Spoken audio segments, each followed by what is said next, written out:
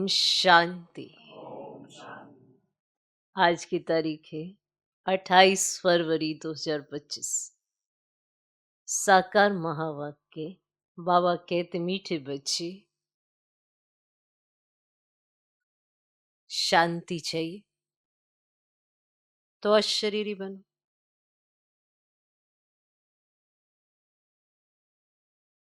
शांति चाहिए तो अशरीरी बनो।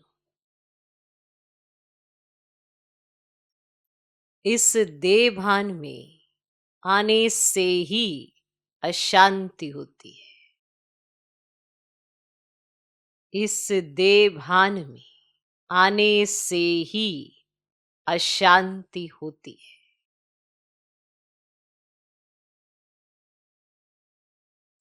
इसीलिए अपने स्वधर्म में स्थित रहो।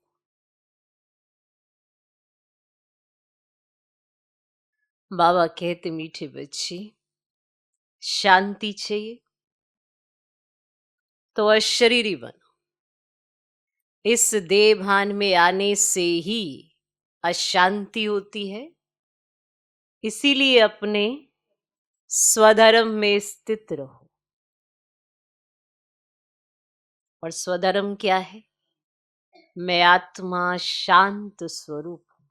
और अगर अशांति होती है तो देभान दे अभिमान के कारण, वरना आत्मा शांत स्वरूप है। क्या आप निरंतर अशांत रह सकते? पर आप निरंतर शांत रह सकते, अशांत नहीं रह सकते, क्योंकि आत्मा अपने स्वरूप में स्थित जरूर होगी। अब सारा दिन हलचल में रहते, रात को भी शरीर को विश्राम देते, आत्मा शांत हो जाती। तो शांति तो आत्मा का स्वधर्म है। तो निरंतर शांत स्वरूप रहना। और अगर अशांत है तो कारण देभान दे अभिमान।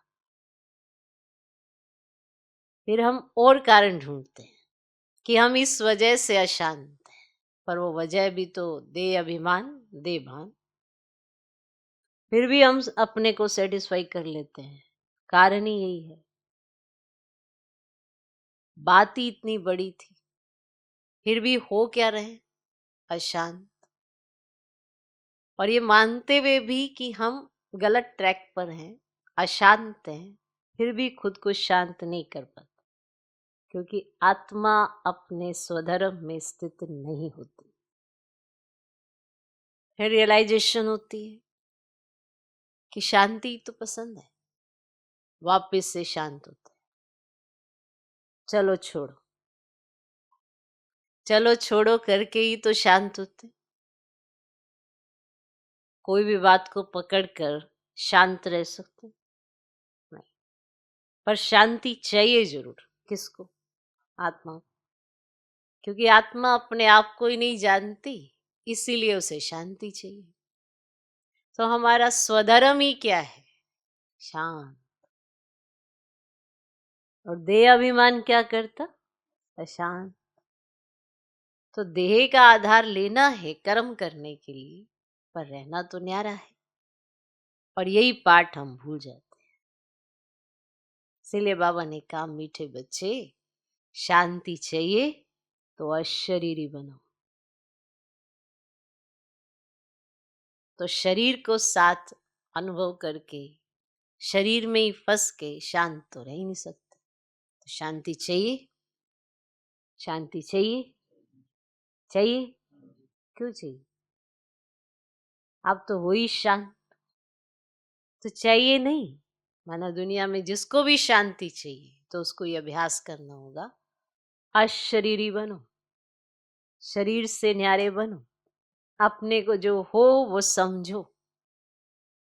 तो शांति चाहिए तो अशरीरी बनो। इस देह भान में आने से ही अशांति होती है, इसलिए अपने स्वधर्म में स्थित रहो। किसमें स्थित रहो? स्वधर्म में। आज का प्रश्न, यथार्थ याद क्या है? याद के समय किस बात का विशेष ध्यान चाहिए?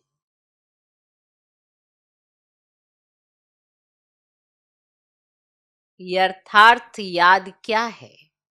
याद के समय किस बात का विशेष ध्यान चाहिए?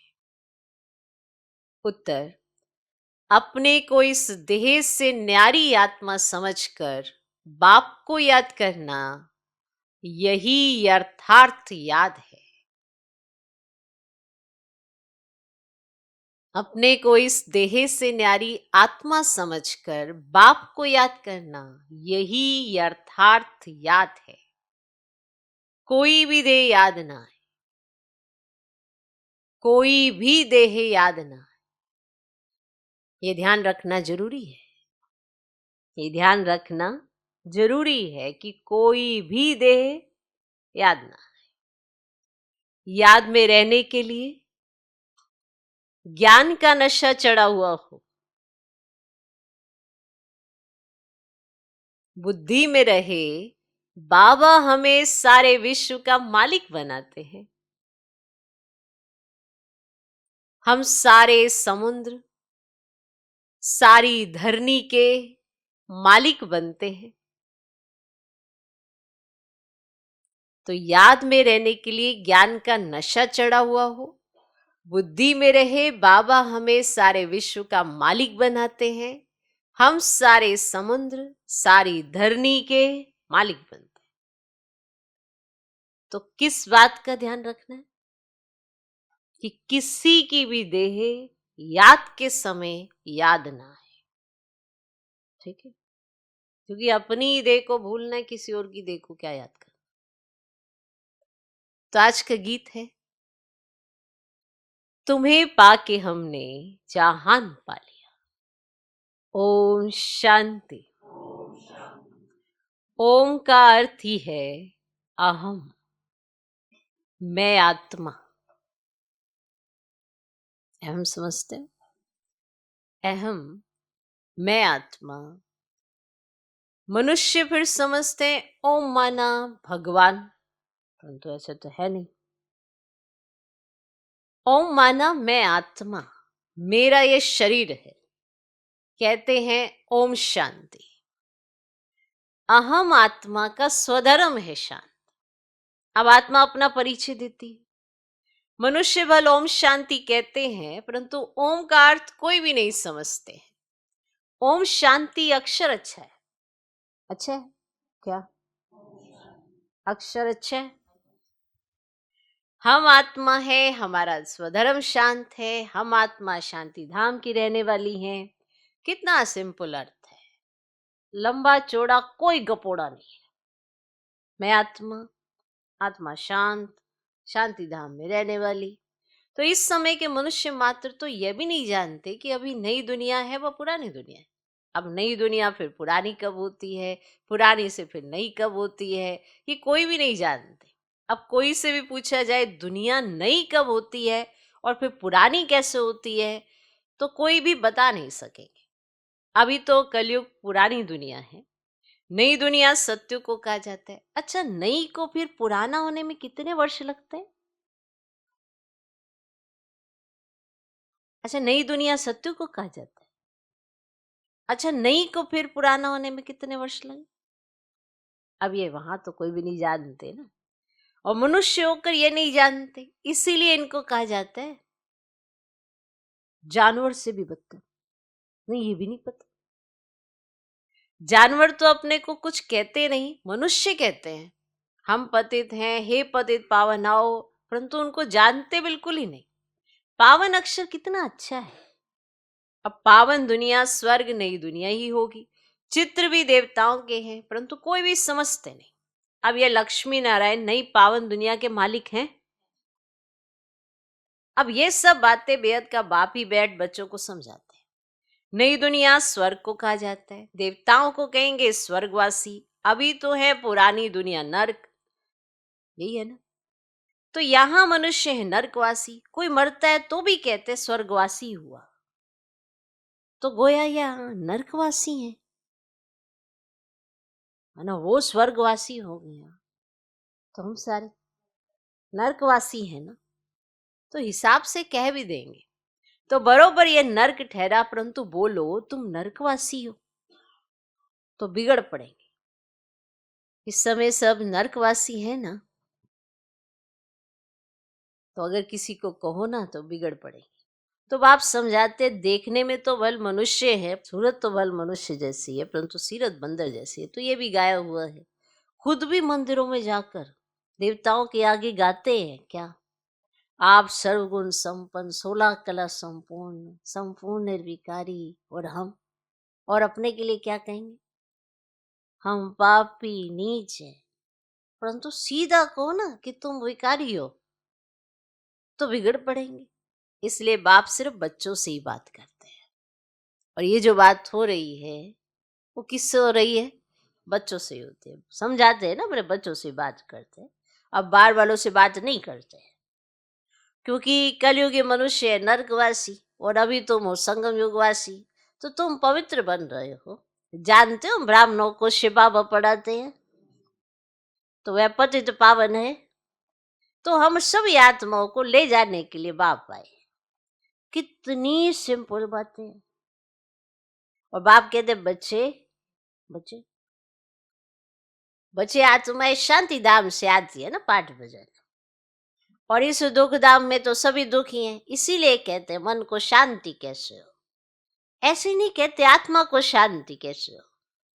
अरे तुम कहते हो ना ओम शांति, तो मेरा स्वधर्म है शांति, फिर शांति मांगते क्यों हो। अपने को आत्मा भूल दे अभिमान में आ जाते हो। तो आत्माएं तो शांति धाम की रहने वाली है ना, तो यहाँ फिर शांति कहाँ से मिलेगी बताओ। अब आत्माएं रहती शांति धाम में है, और यहाँ फिर कहाँ से मिलेगी तुमको शांति। अशरीरी होने से ही शांति होगी। तो शरीर के साथ आत्मा है तो उनको बोलना चलना तो जरूर पड़ता है। हम आत्मा शांति धाम से यहाँ पाठ बजाने आई है। तो ये भी कोई नहीं समझते कि रावण ही हमारा दुश्मन। कब से ये रावण दुश्मन बना है ये भी कोई नहीं जानते। बड़े बड़े विद्वान पंडित आदि एक भी नहीं जानते कि रावण कौन है। ये आखिर ये रावण कौन है जिसका हम एफजी बनाकर जलाते, जन्म जन्मांतर जलाते आए हैं, कुछ भी पता नहीं। कोई से भी पूछो रावण कौन है, पूछो रावण कौन है, कह देंगे ये तो सब कल्पना, ये तो कल्पना है। जानते ही नहीं तो और क्या रिस्पॉन्ड देंगे। अब शास्त्रों में भी है ना कि हे राम जी संसार बना ही नहीं है, माना ये बना ही नहीं, ये सब भी कल्पना है, ये सब कल्पना। ऐसे बहुत कहते हैं। अब कल्पना का अर्थ क्या है, कहते ही संकल्पों की दुनिया है, जो जैसा संकल्प करते वैसा हो जाता है। अर्थ नहीं समझते तो बाप बच्चों को बैठ समझाते हैं। वो समझते हम जैसा सोचते वैसा हो जाता, बस हो गई ये दुनिया, बस ऐसी ही है, कुछ है नहीं, कल्पना है। सबके अपने अपने विचार है उसके हिसाब से, लेकिन समझते नहीं कि आखिर ये क्या। कोई तो अच्छी रीति समझ जाते हैं, कोई समझते ही नहीं है। जो अच्छी रीति समझते हैं उनको सगे कहेंगे, और जो नहीं समझते वह लगे, अर्थात सोतेले हुए। अब सोतेले वारिस थोड़े बनेंगे। बाबा के पास सोतेले भी हैं, मातेले भी हैं। बताओ बाबा के पास भी कहाँ है? बाबा के पास मातेले भी हैं और सोतेले भी हैं। मातेले बच्चे तो बाप की श्रीमत पर पूरा चलते हैं, जैसा कहे बाबा वैसा करते हैं। कौन? मातेले बच्चे। सोतेले नहीं चलेंगे। बाप कह देते ये मेरी मत पर नहीं चलते हैं, रावण की मत पर है। राम और रावण दो अक्षर है, राम राज्य और रावण राज्य। अभी है संगम, तो बाप समझाते ये सब ब्रह्मा कुमार कुमारियां शिव बाबा से वर्षा ले रहे, तुम लेंगे? तुम लेंगे? श्रीमत पर चलेंगे? तो कहते कौन सी मत? तो बाप श्रीमत देते कि पवित्र बनो। कहते हम पवित्र रहें, फिर पति ना माने तो मैं किसकी मानूं? वे तो हमारा पति परमेश्वर है। क्योंकि भारत में ये सिखलाया जाता है ना कि पति तुम्हारा गुरु ईश्वर आदि सब कुछ है, परंतु ऐसा कोई समझते नहीं है। उस समय हाँ कर देते हैं, मानते कुछ भी नहीं है, फिर भी गुरुओं के पास मंदिरों में जाते रहते। पति कहते हैं तुम बाहर मत जाओ, हम राम की मूर्ति तुमको घर में रख कर देते हैं, फिर तुम अयोध्या आदि में क्यों भटकती हो? तो मानती नहीं। उस समय क्यों नहीं कहते पति ईश्वर है तो अयोध्या थोड़ा जाना है, जैसे पति ने कहा। मानती नहीं है। अभी बाबा कहता है कि ऐसा करो तो कहते हैं पति परमेश्वर है, तो उनका नहीं मानेंगे तो कैसे? आप बताओ फिर क्या करें? तो बताओ, वहां मानती नहीं है, अयोध्या जाती है। कुछ क्लियर हुआ? जब जो जैसा चाहता है ना वैसा करता है, हर कोई मानता नहीं है। ओके, तो फिर गुरुओं के पास मंदिरों में जाते रहते हैं। पति कहते हैं तुम बाहर मत जाओ, हम राम की मूर्ति तुमको घर में रख कर देते, फिर तुम अयोध्या आदि में क्यों भटकती हो? तो मानती नहीं। यह है भक्ति मार्ग के धक्के, वे जरूर खाएंगे, कभी मानेंगे नहीं। समझते हैं वह तो उनका मंदिर है, अरे तुमको याद राम को करना है कि मंदिर को? परंतु समझते नहीं। तो बाप समझाते भक्ति मार्ग में कहते भी हो हे भगवान आकर हमारी सदगति करो, क्योंकि वे एक ही है ना सर्व का सदगति दाता। अच्छा वे कब आते हैं? कब आते हैं तो ये भी कोई नहीं जानते हैं। तो बाप समझाते रावण ही तुम्हारा दुश्मन है। दुश्मन पता चल गया? रावण ही तुम्हारा दुश्मन है। रावण का तो वंडर है जो जलाते ही आते हैं लेकिन मरता ही नहीं है। रावण क्या चीज है ये भी कोई नहीं जानते। अभी तुम बच्चे जानते हो, हमको बेहद के बाप से बड़ समझता है। शिव जयंती भी मनाते हैं, परंतु शिव को कोई भी जानते ही नहीं है। गवर्नमेंट को भी तुम समझाते हो। शिव तो भगवान ने वही कल्प कल्प आकर भारत को नरकवासी से स्वर्गवासी, बैगर से प्रिंस बनाते हैं, पति से पावन बनाते हैं, तो वही सर्व के सदगति दाता है। इस समय सभी मनुष्य मात्र यह है। अब क्राइस्ट की आत्मा भी तो कोई ना कोई जन्म में यह है, तो वापिस तो कोई भी जा नहीं सकते। इन सब की सदगति करने वाला कौन है? एक ही तो बड़ा बाप है ना। तो वे आते भी भारत में है। वास्तव में भक्ति भी उनकी करनी चाहिए जो सदगति देते हैं। तो वह निराकार बाप यहाँ तो है नहीं, उनको हमेशा ऊपर समझकर याद करते हैं, और कृष्ण को ऊपर नहीं समझेंगे और सभी को यहाँ नीचे याद करेंगे। कृष्ण को भी यहाँ याद करेंगे नीचे, बाकी भगवान को ऊपर। ऊपर है ऊपर। कभी ये कहा कि श्री कृष्ण ऊपर है? ऊपर नहीं कहा ना, उसको तो नीचे याद करते हैं, उनकी लीला याद करते रहते हैं। तो तुम बच्चों की ये यथार्थ याद है? तुम अपने को इस देश से न्यारा आत्मा समझकर बाप को याद करते हो। बाप कहते हैं तुमको कोई भी देह याद नहीं आनी चाहिए, ये ध्यान जरूरी है। तुम अपने को आत्मा समझ बाप को याद करो। बाबा हमको सारे विश्व का मालिक बनाते हैं, सारा समुद्र, सारी धरनी, सारे आकाश का मालिक बनाते। अभी तो कितने टुकड़े टुकड़े हैं ना, एक दो की हद में आने नहीं देते, तो वहां ये बातें होती नहीं। तो भगवान तो एक बाप ही है, ऐसे नहीं कि सभी बाप ही बाप है। अब कहते भी है हिंदू चीनी भाई भाई, हिंदू मुस्लिम भाई भाई, परंतु अर्थ नहीं समझते हैं। समझते हैं? ऐसे कभी नहीं कहेंगे हिंदू मुस्लिम बहन भाई,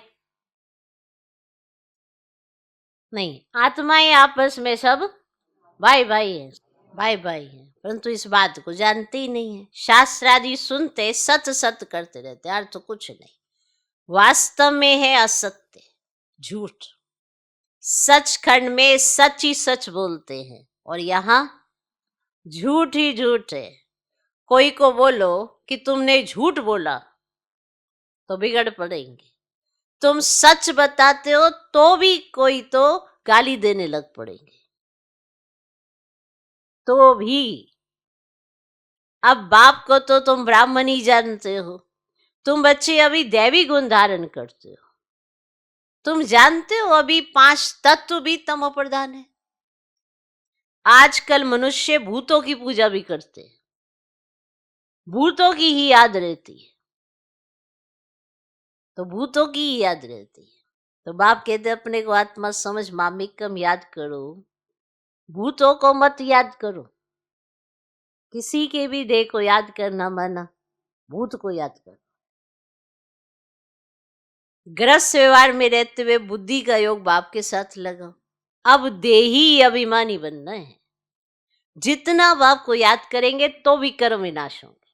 देखो विकर्म तो हुए हैं, उन्हें विनाश करना है तो याद बढ़ानी पड़े ना, वरना वो विकर्म हम पर हावी होंगे और फिर से विकर्म कराएंगे। इसीलिए याद से उसे चुक्त कर दो। रोज बाबा बार बार याद के लिए इसीलिए कहते हैं।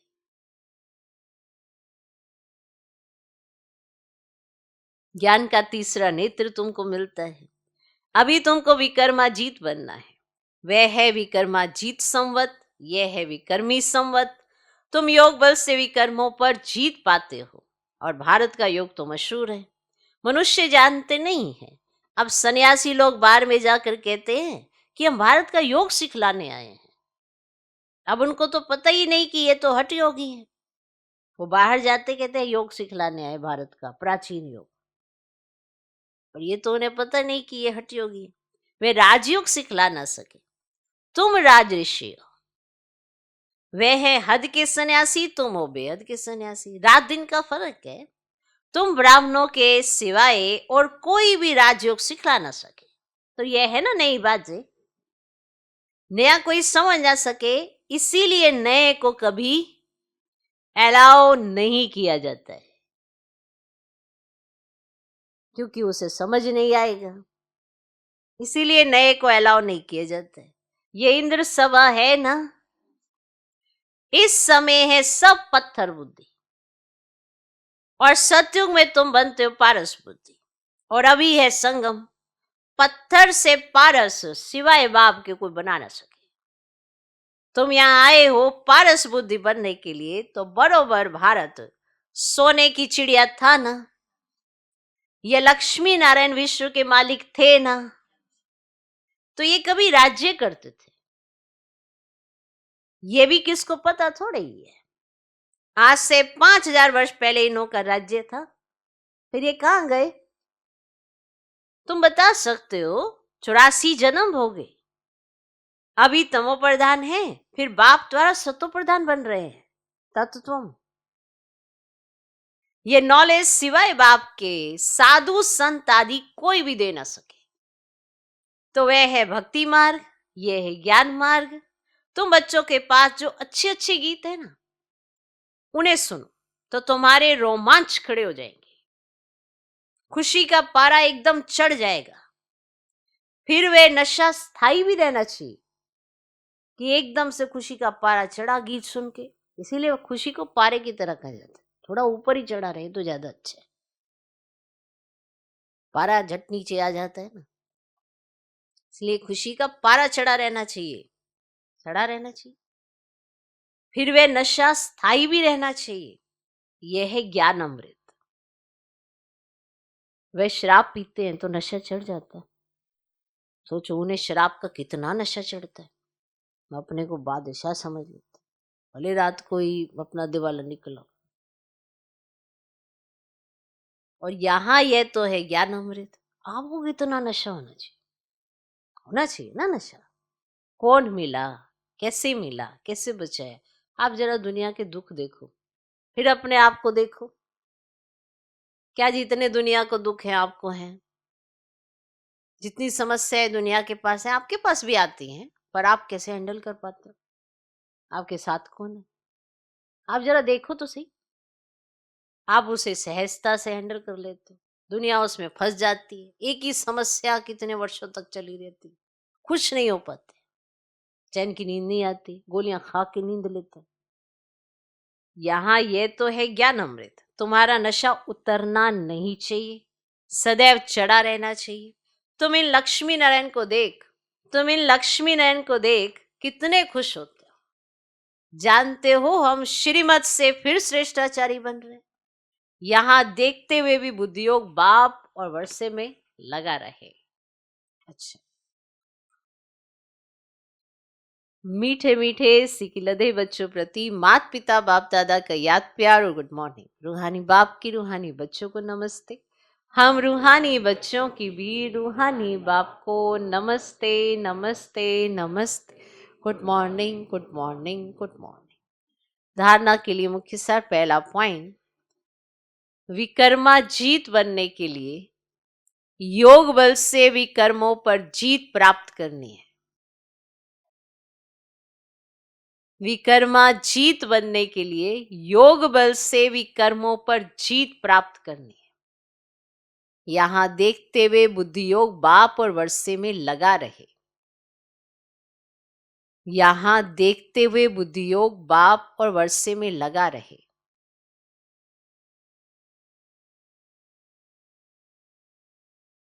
दूसरा पॉइंट, बाप के वर्षे का पूरा अधिकार प्राप्त करने के लिए मातेला बनना है। बाप के वर्षे का पूरा अधिकार प्राप्त करने के लिए मातेला बनना है। एक बाप की ही श्रीमत पर चलना है। एक बाप की ही श्रीमत पर चलना है। बाप जो समझाते हैं वह समझकर दूसरों को समझाना है। बाप जो समझाते हैं वह समझकर दूसरों को समझाना है। बाप के वर्षे का पूरा अधिकार प्राप्त करने के लिए मातेला बनना है। एक बाप की ही श्रीमत पर चलना है। बाप जो समझाते हैं वह समझकर दूसरों को समझाना है। आज का वरदान,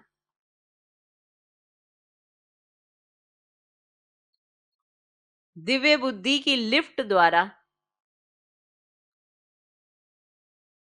तीनों लोकों का सैर करने वाले सहज योगी भव।